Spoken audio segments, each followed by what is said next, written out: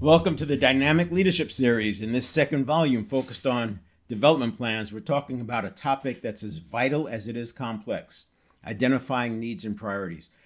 Development planning is more than filling out forms or setting arbitrary goals. It's about intentional alignment between people and purpose, strategy and execution, and individual potential and organizational direction.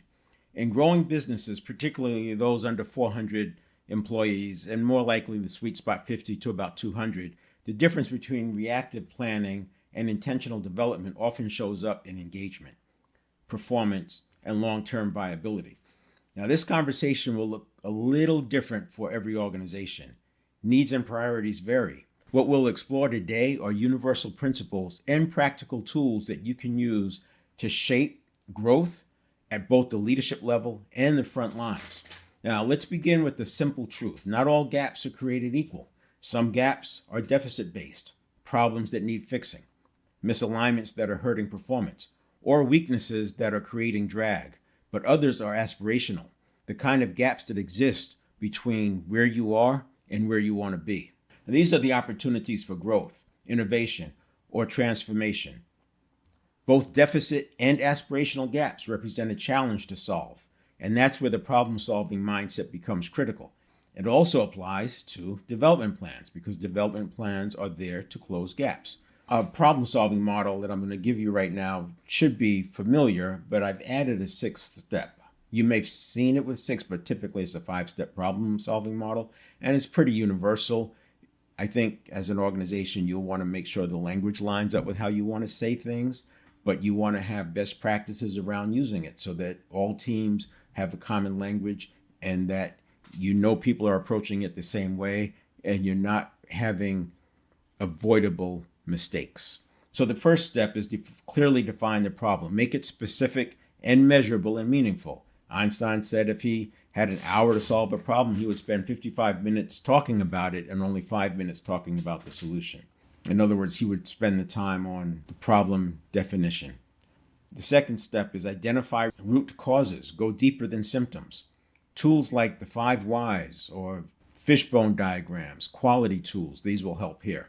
The third step is generate options, create space for open thinking before evaluating, brainstorming, and it can take on different forms. But the point is you want to make sure you get everything out on the table. And sometimes you might have a different group in these meetings than you do in the next meeting, step 4, which is evaluate and select. Use clear criteria aligned with your strategy. You may have different people in these meetings. There may be overlap. But the point is, it's art and science together. You want to look at both of those. And then the fifth step is implement and monitor. Assign ownership and accountability, including a plan for metrics. You want to decide what the metrics are going to be before you get started on the solution. We don't want the goalposts moving. And this is not about just solving today's problem. It's about creating a culture that follows a solid methodology and can repeat that methodology. And it's plug and play. Any team can step in at any point because they understand it. These are things that are important, but often we don't take time to do. It's like draining the swamp versus fighting the alligators. No one's really asking you about draining the swamp, but there's plenty of people asking you for, to meet deadlines and pay bills and these things that get to the fighting alligators. The sixth step, the one I said I like to add, is reflect and adjust. Because in business, nothing ever works exactly as planned. We need to keep learning. I like to say no plan survives contact with reality. So we have to have a way of learning from what took place and getting better for the next time. So this model should be second nature to every leader, as I alluded to, and with common intentional language for your organization, ideally to every team, because there will always be another goal, another crisis, another missed opportunity. A shared approach to problem solving builds confidence and competency and allows for autonomy and capability across your organization. Next, I want to layer in an important distinction: business model versus operating model. So your business model answers the big picture questions. What value do we deliver? To whom? And how do we generate revenue and stay competitive? Your operating model, on the other hand, defines how you organize your resources, roles, and workflows to make the business model come to life day in and day out. One may evolve over a decade, the other might change quarterly. Both models matter. When you're designing development plans, you have to consider these two, the operating model and the business model. But neither of them exist in a vacuum. To really ground development efforts, we have to start with your vision and mission. Your vision is your long-term aspiration, the future state that your business exists to create. Your mission is your purpose, or like the purpose, the reason that your company exists and how it's going to get there. These must be clearly articulated and widely shared across your company. Without that clarity, even your best development plans may drift off course. I want to emphasize the importance of this because when a company gets to the point where they are told that they have to have a board for governance reasons, maybe it's investors, maybe there's partners that they brought on or what have you, but when that board is in place, they are going to push for the vision and the mission statements. They want those articulated and they want them real. It's not just a paperwork exercise, because that's what the board is governing, using for governance, using for their leadership support, etc. So just because nobody's asking you for it doesn't mean it's not important. As the owner, you are sometimes going to have to wear that board hat. Vision and the mission, they must be clearly articulated and widely shared across the company. Without that clarity, even your best development plans may drift off course. Vision and mission create the why behind the how. From there, strategy and tactics guide execution. Strategy defines your high-level approach. Tactics are the ground game. The cascade from vision to tactics creates the foundation for your business and operating models. And those in turn inform how you identify individual and team development priorities. Seen from this perspective, I'm creating context to devote resources, at least time, to thinking about crafting development plans. There are always alligators to worry about. They'll always be there to fight with. Spending some time on draining the swamp will make it easier to win those battles in the future. One of the most powerful metaphors I use is the team metaphor. And I'm talking about describing the workplace. Unlike family or command and control models, a team-based approach helps clarify how performance is evaluated, why some people are promoted and others aren't, what it means to contribute meaningfully, why development is a non-negotiable, not optional. If you don't have this framed out, leaders will often start winging it. When asked why somebody got promoted and they did not, you'll often find that they're just shooting from the hip. And that becomes a problem. And a lot of times when managers are under pressure, they resort to what they learned from their past role, their conditioning kicks in, maybe what was rewarded before, maybe what's worked before. So this kind of an approach, it helps prevent managers, like I said, from winging it when answering why something is done.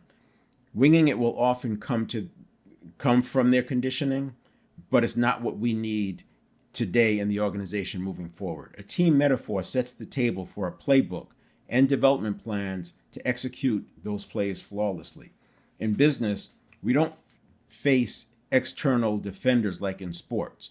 Our resistance comes from internal inefficiencies, unaligned incentives, protective reflexes, and cultural inertia.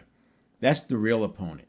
And we have far more control over it than we may want to admit. Of course, when we admit it, then we have to do something about it. So I get it.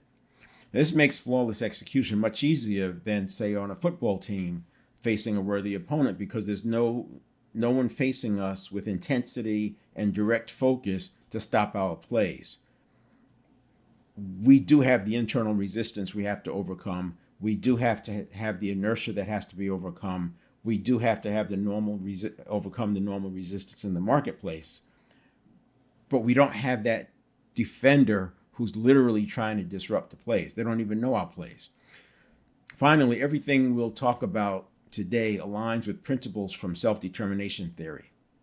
Building environments where people thrive because they feel a sense of autonomy, competence, and relatedness. You'll see that come through in today's 3 focus areas. Onboarding as a foundation for development, not a checklist.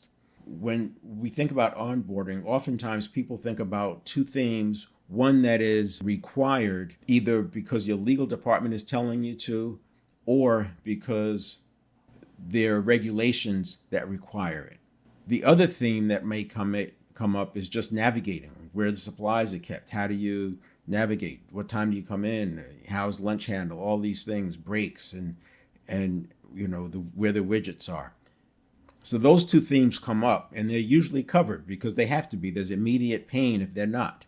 But if you consider a sports team, the regulatory part of it, that's like knowing the rules of the game. So that part is known. They may review them periodically, but they're not going to spend a lot of time on that. I'm not suggesting we don't do that in work, but I'm making the point there's three pillars of this onboarding. It's not just the two.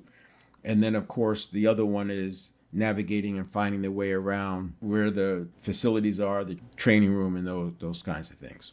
Having the three pillars, the sports team, they're going to focus on is running the plays, seamlessly working together, making sure that everybody understands their role in a given play.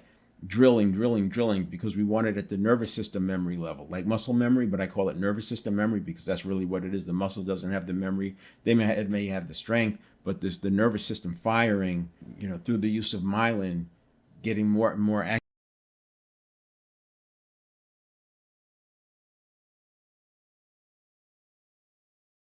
The second thing is the feedback that builds intrinsic motivation, not just performance compliance. Intrinsic motivation is a big part of this.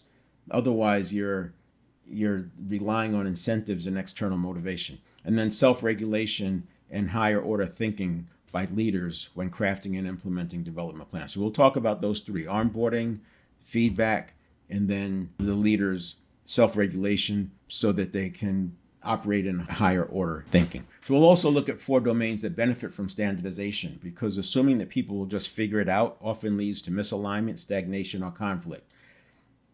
And a lot of times the leader will have to wear all of these hats, but it's the different roles that the leader has. And then when you start adding your leadership team in place, you already have played out with that hat. Development plans shouldn't just live in HR documents. They should live in conversations, practices, and shared commitments across the company.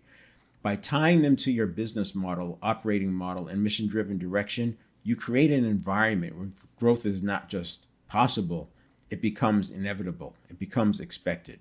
So the first thing I want to do is talk about the onboarding. I already mentioned how there's 2 pillars that come up quite often, and that's the regulatory or the regulations and rules, and then what the legal department tells us or that our attorneys tell us just to keep us out of trouble. And along with that might go some accounting, whatever. The point is that neither of those are talking about how to be at your best, how to perform at your best, how to be a player on this team. In talking about onboarding, I'm recommending a business meeting that happens. But this business meeting is not about business, it's about them. This meeting will happen early on. You should not be talking about work in this meeting. I'm not saying you don't have other meetings to talk about work. You may have some urgent things that have to be taken care of. But this meeting is about the employee, and you want to set it up that way, and you want to make sure that you're fully present. If you have to do the meeting early in the morning so that you're fully present and there's no distractions, whatever it takes, you do not want to introduce business into this meeting. And there's a very good reason why. It is about business, but it's about them. This is a chance for the captain to stop steering the boat long enough to listen about where the crew wants to go, and then you can take that into consideration. So in this meeting, there's some things that are going to come out of it. One is you're going to create some psychological safety. That psychological safety is important. I talk a lot about people getting triggered and how we have to create some space so the stimulus response cycle doesn't send us automatically into fight or flight. The subconscious is biased towards looking for threats. The unfamiliar is seen as a threat. What we want to do is create some psychological safety so they have some references that just because they made a mistake, it doesn't mean that there's going to be a problem. I know of employees who thought one mistake that they were going to get fired. I know of employees who forged signatures because they were so worried about getting in trouble, and then they lose their job for forging the signature.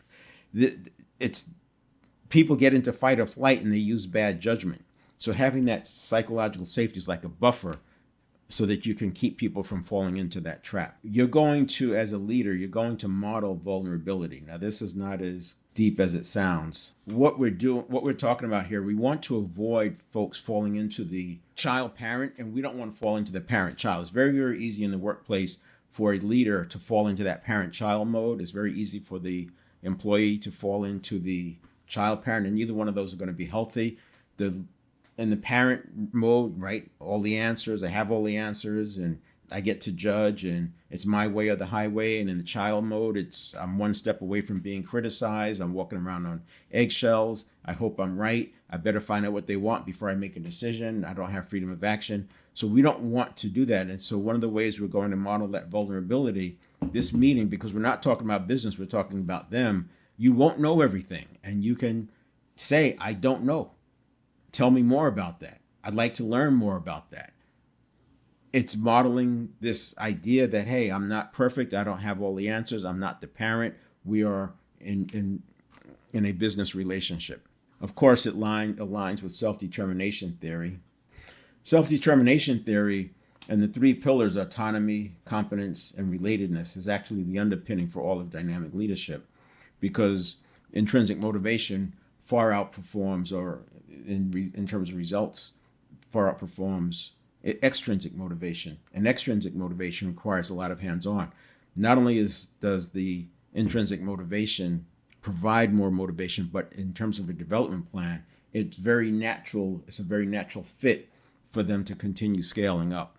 From the multipliers, we want to be multipliers. We want to establish being a multiplier, not a diminisher. In the context of this onboarding meeting, you want to explore their strengths. People need to be seen. And so you're going to be exploring their strengths.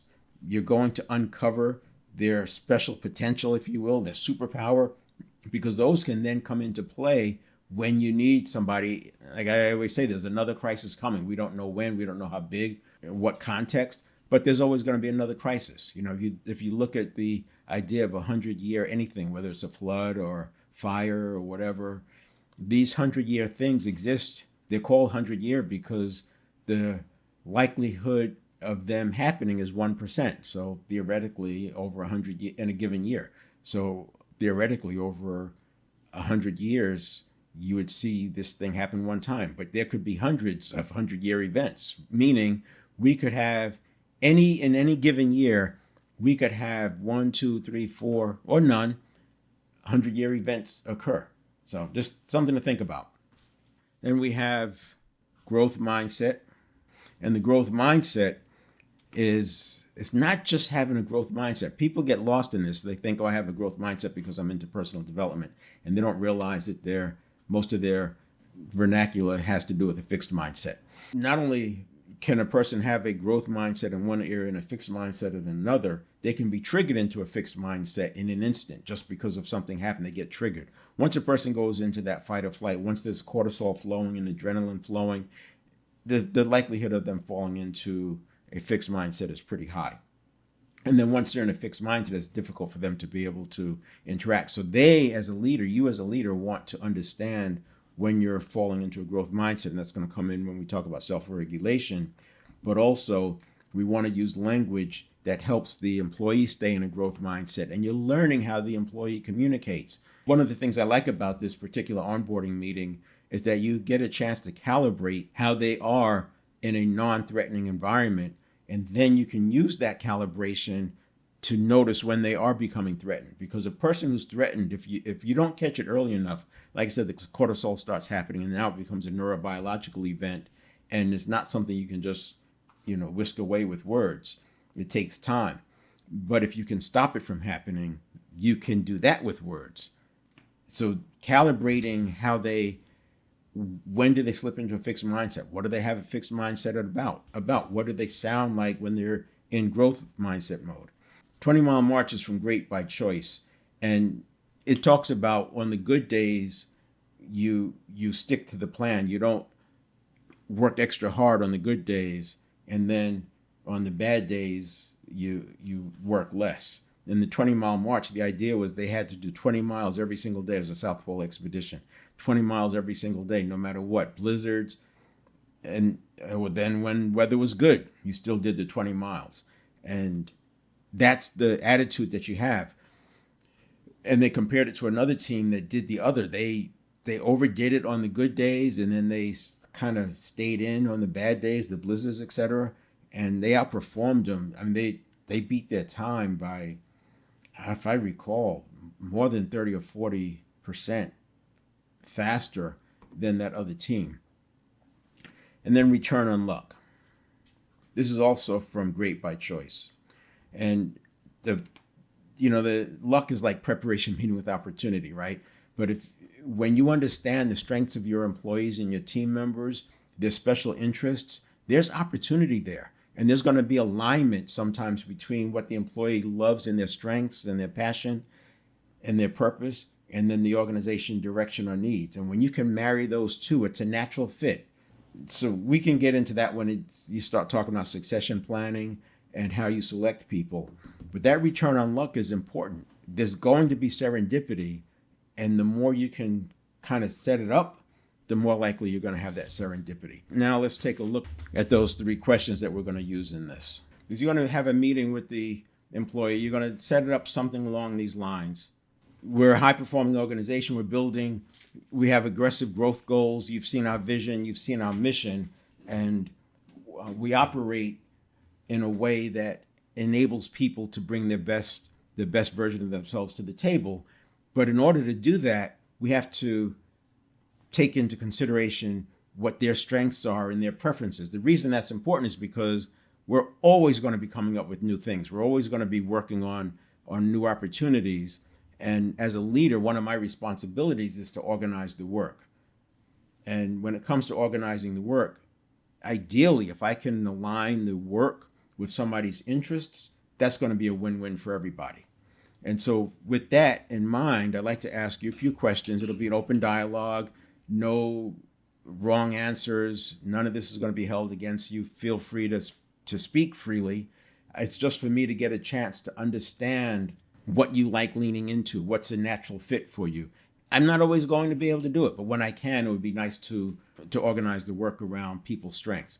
Let me just take a sidebar now. The reason I set it up that way and I emphasize it is because I have had employees who came from difficult environments, new employees that come from a difficult environment before, and they're actually thinking that this was some way to find out how to fire them, and it could have been internal. It could also be internal when people move from one leader to another. This is why it's so important to have a consistent metaphor, team versus family or political, because you have this one team that pits everybody against each other, and you have another team, too much servant leadership. When everybody's the same, you're not going to have those. But the reason I set it up that way is because I want the person to know that they're going to be safe. Be aware that you may have some people who are a little bit nervous about it. You may have to have 2 meetings, and if you read the book, Let Them. This is one of those things you let them, and then what are you going to do about it? You're not trying to fix them. If it takes me 2 hours to do this, I'm doing it because it's so important. So that was the setup. Basically, it's we need a high-performing environment because it's very competitive, and you've seen our vision. We want to win, and winning means achieving the vision. It's not about hurting anybody. It's not about a zero-sum game. This is about doing what we came here to do, and we're going to enjoy the process. And then you ask their permission to ask them some questions. And again, there's no wrong answer. So one is, if you had a magic wand and couldn't fail, what would you do professionally? And what you're doing here, obviously, is you're exploring what they value, their creative desires, but you're getting an understanding of what they want to do. This is the heart speaking, right? If they knew they couldn't fail, what would they do? That's coming from the heart. And you want to give them the space to do that. No judgment, just listening, learning, getting curious. And this is where you can start to explore some vulnerability, right? By asking, oh, tell me how that works. I've never done that before. Interesting. What makes that exciting for you? So you're going to spread this conversation out over 45 minutes to an hour. Once you've explored that one, you're going to have some hooks. And then the next question becomes, if you never had to work for money again, what would you spend your professional time doing? And this gets to the kind of work that they like. This is going to help you understand where the intrinsic motivation lies, right? Relatedness is seeing them. that their answer helps you see that, you know what, this is the kind of work that excites me, and the more I can be doing this. Now, what's cool about it is we don't need 100% alignment with the work and the task to have this kind of a result. We just need to have some overlap. 10% overlap could be enough. Feeling like they're at least moving forward in their own life, in terms of their own life priorities. But it is important and it gets to the relatedness piece because you see them, but it also gets to the confidence because you know that you can rely on them, and it's going to be easier for them to stay in a growth mindset when they're working on the things that they like. And none of this is manipulative. You are truly learning who they are so that in succession planning meetings, checkpoint meetings, performance review meetings, development plan, you have context for why they think the way they think. And rather than judging them, you'll be able to give them the space that they need to be themselves. And then the last question is, if you didn't have to work at all, how would you fuel your passion for life? Now, this is getting that blend of passion and purpose. You're getting both of these. If I can get a person working on things that they're passionate about and tie into their purpose, and by doing these two things, a little creativity, you can connect the dots. They took the job at your organization for a reason. There must be something in it that was intriguing for them, and what you're looking for, where I can find that overlap. The reason this is so powerful is because you are depositing into the emotional bank account. You're seeking first to understand before being understood. You're creating the psychological safety because you're letting them tell you things that they may have only told less than 10 people in their life. You're leaving the public persona and entering into the private persona. We're not going to get into the secret persona, and you have to be active about not letting them go there because you don't want to go there. You don't need to go into the secret persona. But you can think about asking the question why more than 2 or 3 times. You go, oh, why is that important to you? Oh, what made you come up with that idea? Oh, interesting. What made you choose that over this, right? You're asking variations of why multiple times to go a little bit deeper.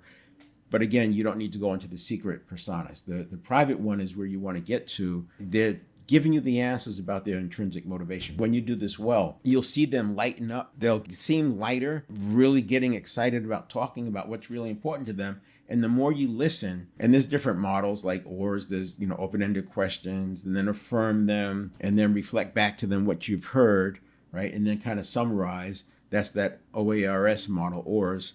But the point is you're using these communication tools to enhance the conversation. It's not about manipulating. You're enhancing the conversation that you're having with this person. The other thing it does is it puts you in listening mode, and they will experience you listening to them maybe more than any other time in your working time together. So really lean into that and let them see that you do know how to listen. And what's interesting is they will learn this in that first week of working with you, preferably the first few days, and they will decide that you are a good listener. And what that's going to do is have them approach you with a more willing attitude, less likely to slip into fight or flight. And I would say start this right away. Even if you have been working with these people for years, just have a meeting and say, you know what, we haven't had a check-in conversation in a while, and I just want to get to know a little bit about you. I know some of the stuff that I've learned, but I'm not sure. And as we go into this next period, we're going to probably have to pivot more than we've expected or have done in the past. And these pivots create opportunities. They create opportunities for growth. They create opportunities to organize the work around what people like. And so I'm going to meet with all my direct reports just to have a similar conversation. And then you go back into it, and there's no right or wrong answer. And I would say have this conversation with all your direct reports at a minimum. After you've done it and you've experienced everybody, you can have a meeting and show this same slide and then have this same conversation and ask them to have it with their direct report. It is a game changer. The 1 hour investment will pay dividends over and over and over. And then when you start talking about development plans, there's a natural connection, right, between their strengths and then the development plans. There might be parts of development plans that one person has and another person doesn't, and it comes back to that first conversation. The next one we want to talk about is feedback. And on feedback, there's informal, there's formal, and there's urgent. We're going to use these regularly. It's important to make the distinction because informal feedback needs to be just that. It's informal, it's casual, it can go both ways. You can be asking them information about things. You could be getting feedback on something that you've done. You get feedback on whatever, right? And then formal, it's important to have these scheduled. So checkpoint meetings, performance reviews, succession planning meetings. I would not do these things haphazardly. One of the things I've observed is that leaders tend to be more formal with negative meetings and more informal with the positive meetings. So in other words, if they have an employee who's getting a good rating, they may not even schedule the performance review meeting. They'll just kind of tell the person in a passing conversation that they got a good rating or exceeds rating, and this is how much increase they're going to get, whatever it is. That is not the way to do that. These formal so again, checkpoints, performance reviews, succession planning, new assignments, all of these need a formal meeting because you're getting into something that's different. You're changing, and they have a role, and there's expectations. And this is why you have a development plan that spans over 2 years, because there should always be something to talk about. If you don't have anything to talk about, then you're not ready for the meeting. So go back to the drawing board and make sure that on your formal meeting, I don't care if the person is the star player, you still have a formal meeting with them because it gives you a chance to lean into the self-determination theory and talk about and foster autonomy, competence, and relatedness. And then informal is, I would keep out some of the super gut-wrenching stuff. The informal is quick feedback, but it can be constructive feedback, and it can be positive. It could be either one, but just realize some feedback is better handled in a checkpoint meeting. And then the urgent is not one that I want to do very often. This is like, it has to happen. The timing is not right. The context is not right. But if we don't correct this now, we're going to have bigger problems. This could be somebody having a meeting with a group of new employees, an orientation meeting, and they say something wrong. You may have to do that urgent feedback on a break so they could correct it themselves, or depending on the setting, you may have to, with some elegance, intervene and correct what they're saying. So that urgent feedback, it takes some skill. But if you think about it from a development plan standpoint, I want all my leaders understanding how to do all three of these. I don't want them winging it. I don't want to find out after it's too late that they don't know how to do it. Now, with all of this feedback, we're leaning towards intrinsic motivation here. And when we're talking about intrinsic motivation, we now have we're tapping into the subconscious, their needs. We're tapping into the way habit formation happens. I'm hesitating to say dopamine and serotonin, but that's really what we're doing. If you look at it, dopamine makes us anticipate some positive thing that's coming. The serotonin goes up when we feel one up, when we're one up above, and it makes us feel the serotonin goes down when we've been one upped. So you want to create this environment where people are able to get the positive serotonin hits, and they're able to get the natural motivation that comes from dopamine. We're going to talk about red, blue, and white language. The objective here is that we talk about the observable behavior. We don't want to be talking about generalities here. We want to tie observable behavior, because if we don't do observable behavior, the feedback gets attached to me as the leader instead of the actual task or the behavior that they did. What we don't want is the red language. In the red language, it's things like, hey, you did a good job, or yeah, you're so motivated, or you're a great employee, you're a great team member. Those words, while it's positive motivation, it attached the good feelings to me as the leader. So when I'm gone, They're just doing whatever. When I show up, they start doing what they think is what caused me to say they're doing a good job, or they're a good employee, or a great job today. By giving observable behavior, you're describing what they did, and that actually gets into habit formation. Remember, the subconscious is processing 11 million bits per second, and it's always trying to figure out what should I be doing, what's right, and it's looking for how they should behave. It's a tribal thing, right? They want to know what they should be doing. So if I don't give them that, they're going to make it up. And if they're making it up, they're going to be attaching it to me rather than the specific behavior. So that it goes more like, I like the way you handle that client today. You know, they were starting to get a little bit tense, and you decided that you should take a break. They brought in another team member to help diffuse the situation. Whatever it is, you describe what they did, and that's reinforcing them to do more of that. When you're giving feedback, understand that what you're doing is setting conditioning. Now, either you're setting conditioning intentionally, or it's just haphazardly. And if it's haphazardly, you're not moving the action towards your vision. So what you want to do is be focused on observable behavior. What did they actually do in the situation? It goes both ways. It goes in positive and it goes in negative, right? So I could describe that instead of saying they're a bad employee, you might say, 3 times this week we missed deadlines. Now here's what happened on this first deadline, and then you describe it. You're not saying they're a bad employee. You're saying we missed a deadline, and you're describing the impact of that deadline, etc. And then white language is what's not there. So you want to avoid language that gets into you don't do this, you never do that. That doesn't tell them how to improve. Common thinking or traditional thinking says that by the time people are using white language when they're describing what somebody's not doing, the relationship is broken down. And it makes sense because there's hundreds of things that a person is not doing in any given moment. And if we're only focused on what they're not doing, we're not focusing on what they are doing. So blue language not only focuses on what they're doing, it's putting it into words and describing it in such a way that it paints a word picture for them. And now the dopamine and serotonin goes to work at forming that habit because you've given them the positive feedback. So red, white, and blue language. And this is consistent with, you'll find this through the threads and multipliers, 7 Habits of Highly Effective People. This continues on. It's all your communication best practices tie back to this. But you want to avoid, even when it's good, you want to avoid just the plain old red adjectives type language. Great job.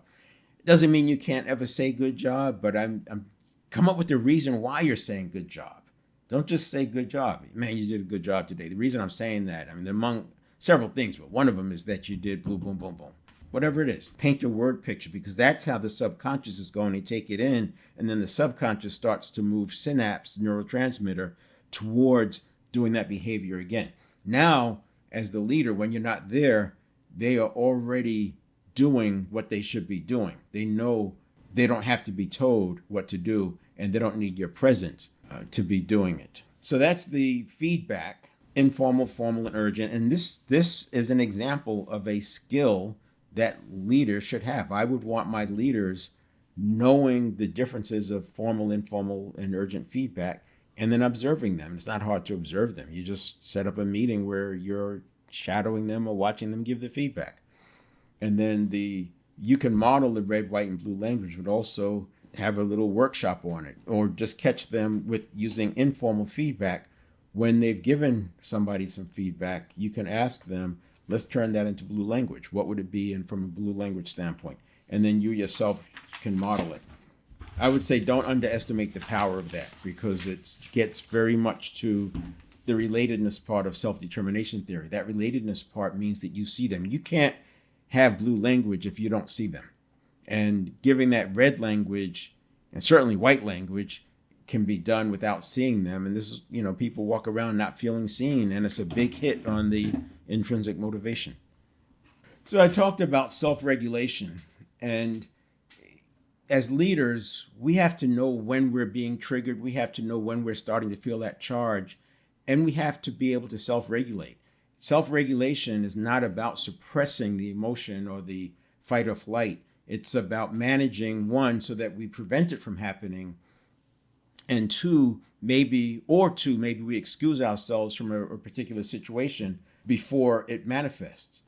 The idea is having that self-awareness, because if you go into fight or flight mode and you're interacting with an employee, you run the risk of just creating more of that. They're gonna feel tense. They're gonna fall into fight or flight, and now you have two people on edge.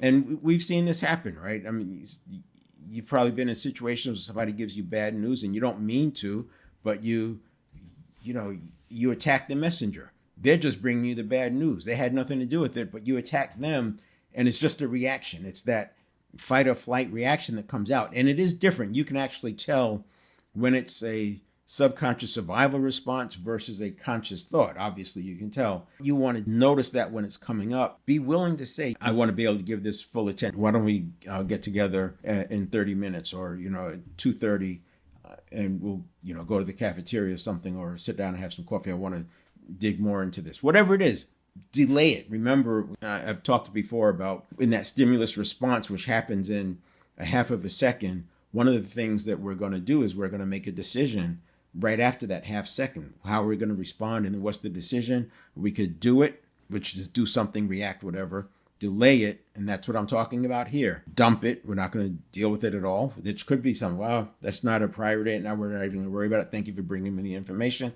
Or you can delegate it. Yeah, that's important. And then you're going to give it to somebody else, or you're going to have them go talk to somebody else, whatever that is. But do it, delay it, delegate it, dump it. And in this case, I'm talking about you have the opportunity to delay something if you're feeling a charge. So the leaders are responsible for the self-regulation, and that self-regulation is going to enable them to be in higher order thinking. So the definition of higher order thinking involves cognitive processes that are more complex than simply recalling information.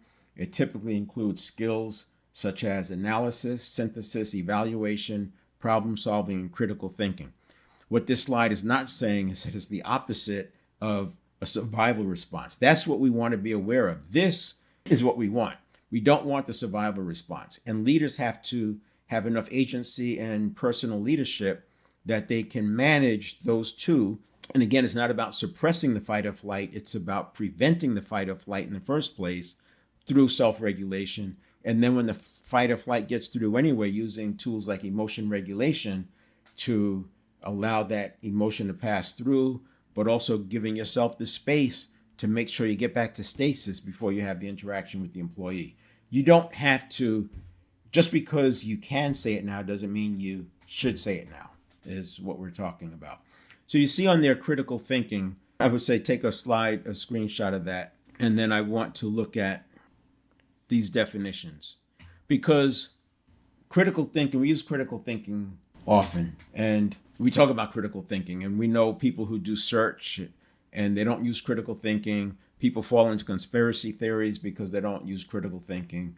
And I want to make a distinction between critical thinking, which is important, and what I'll talk about next. So critical thinking is the broad ability to analyze, evaluate, and synthesize information to form reasoned judgments or conclusions. It involves a set of cognitive skills and dispositions used to process information, challenge assumptions, and make decisions. Key components of critical thinking include questioning assumptions, evaluating evidence, considering multiple perspectives, drawing conclusions. Again, these are skills that leaders should have. They should be able to demonstrate them. And in the development plan, the way the development plan might work with the leader is these are expectations you have, and you might have a checklist of things you want to go down. And as you interact with them, you're checking off. Once you've observed that they can do it, you're checking them off. It may not mean that you're developing them and teaching them how to do critical thinking. If they already have the skill, fine. You just have to observe it, and then you've checked off that you've observed it. You may have a conversation about it. For new employees, maybe there is a class that you have, or that you have some self-study. There's enough self-study material. You can create a course on using artificial intelligence. You can have them read a book. There's many ways. We'll talk about development plans in a little more detail next week. But I wanted to make this distinction between critical thinking, which is a skill and should be a skill for all the leaders and employees, everybody on the team. And then for my leaders, I also want first principles thinking. So first principles thinking is a problem-solving approach that involves breaking down complex problems or ideas into their most basic and fundamental truths. those that are self-evident and indisputable, and then building up from there to find insights or solutions. It's a way of thinking that discards assumptions, starting from scratch and focusing on what is absolutely true in that situation. So first principle thinking is a specific methodology. It forces you to break things down to the most basic fundamental truths and rebuild. The reason I'm pointing this out is because a person can use critical thinking and still fall into some traps. But by demanding, when I say demand, it's an expectation that you have for your leaders to use first principles thinking. You know that they're uncovering the different stones. There's a term, MISI, mutually exclusive, collectively exhaustive. It's not necessarily tied to first principles thinking, but it's something to think about. Mutually exclusive, MISI, mutually exclusive, collectively exhaustive. And these are things that you can have expectations for your leaders. And again, an observation. I want to make sure that I have observed them doing this. So I covered 3 of them today. We talked about the onboarding, we talked about feedback, and we talked about the self-regulation for leaders. These are skills that you can start talking about today. Certainly I would do the onboarding with everybody, and I would start providing feedback using blue language. It's tricky to get to make it comfortable, and it's going to be a little bit clunky at first, but it's language. You're just going to put a higher demand on yourself so that you don't just say good job. You actually ask yourself, why am I saying they did a good job? You can use this with family members. You can use it friend groups informally. It's not just work. It's how people are seen. It's the relatedness piece. And then the self-regulation and using critical thinking and first principles thinking as an outcome of that self-regulation, because you can't do critical thinking and first principles thinking if you're in fight or flight. So we want to make sure that leaders have the ability to create that space, and they may not always be able to, as I said, not have the fight or flight, but they can certainly excuse themselves and come back to the topic a little bit later on. Right? I don't think there's very many things that are super urgent that has to be done right then, but if it does, you do the best you can, focus on a short-term fix, try to get out of the pain, and then come back with a better design. That's the one thing I didn't talk about with the problem-solving model, is that if it's really urgent or something that's high severity and high probability that this is going to be a big problem, you may want to put in a short-term fix because it helps everybody relax and calm down a bit. All right, so that's it. We'll talk next week about how do you build the development plans. We'll see you. Remember, we're also doing the forums at 7:00 a.m. Pacific time on Monday. And we'll be talking about how to apply these different things I introduce into your organization. All right, we'll see you.